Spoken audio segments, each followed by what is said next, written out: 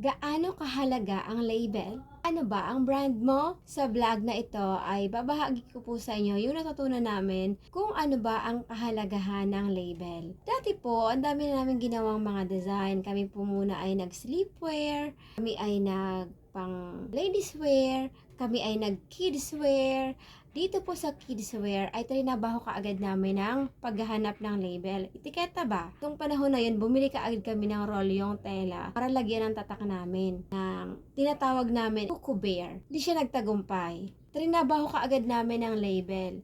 Trinabaho kaagad namin ng magandang logo at trinabaho kaagad namin na magkaroon ng rolyohang tela. As in talagang nag-invest na kami ng salapi para makabili ng rolyong tela, which is very wrong. Ang problema kasi sa atin ng mga nagsisimulang magnegosyo, gusto kaagad natin na subukan kaagad sa malaki. Malaki kaagad, dapat meron kaagad i-invest, dapat may pera. Na napatunayan namin na hindi kailangan ng pera para magnegosyo. Mag-start ka kung anong meron ka. Dun sa nangyari sa amin sa Cuckoo Bear ay talaga namang lugi. Hanggang ngayon meron pa siya, nandyan pa yung product niya, pero tulog na at na pagtanto namin na hindi pala siya kailangan na mag-invest ka agad, na bumili ka agad ng rolyohan. Dito po sa Sisters Glam, nung ginagawa na po namin tong Sisters Glam, nag-umpisa po kami sa retaso, kilo-kilo, remnants. Diyan po kami nag-umpisa dito po sa Sisters Glam. At hindi kami nag-invest ng malaki. Sa katunayan, wala pang 1,000 para mag-umpisa dito po sa Sisters Glam. Nagbili muna kami ng mga remnants at binuo namin damit at saka pina-order namin siya. Nandiyan lang yung tela, hindi namin siya binubuo hanggat hindi siya na-order. Yun ang naging solusyon namin sa napakarami naming pagkakamali nung kami ay nag-uumpisa. At doon naman tayo talaga matututo. Ang kalaban kasi natin dito ay ang utakan natin na panay hanap ng wala, panay hanap ng hunan bago mag-umpisa.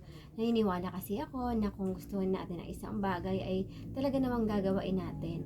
Ano man ang meron tayo, ano man ang pinagmulan natin, nasaan man tayo sa ngayon ay doon po tayo mag-umpisa. Kaya kung isa ka sa katulad ko na naihanap ng kaperahan bago mag-umpisa, ay halika na, umpisahan mo na yung idea mo yan ngayon na. Kung gusto niyo pong malaman ang aming produkto at serbisyo na offer para sa inyo, ay bisitahin po kami sa aming Facebook page at Wrench Online Shop, or you may visit us on Shopee at Sisters Glam Apparel. Sa Shopee po, araw-araw kaming naka-live. At syempre po, nandun din ang mga produktong ino-offer namin para sa inyo. Kung nagustuhan niyo po ang video na ito, ay huwag na pong kakalimutan na i-like and share na po this video at mag-comment na po sa baba. Ano ba ang gusto mong maging label? Mula po rito sa Bayan and Gona, ang tahanan ng Higandas Festival. Ako po si Joey Reed. Malit man sa iyong paningin sa produkto ko, ikaw ay mapapabili rin. Bye for now!